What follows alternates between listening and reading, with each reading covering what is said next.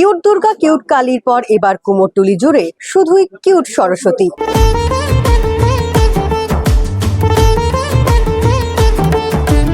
এটা প্রচলন হয়েছে কিউট, মানে বাচ্চা মুখ, এটা খুব চলছে।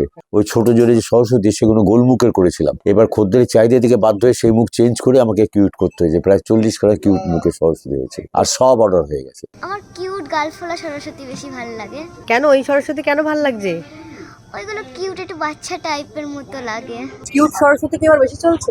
না, আমার তো কিউট সরস্বতী চলছে, কিন্তু আমি কাউকে মানে ফলো করি না, আমি আমার মতন করি আর কি।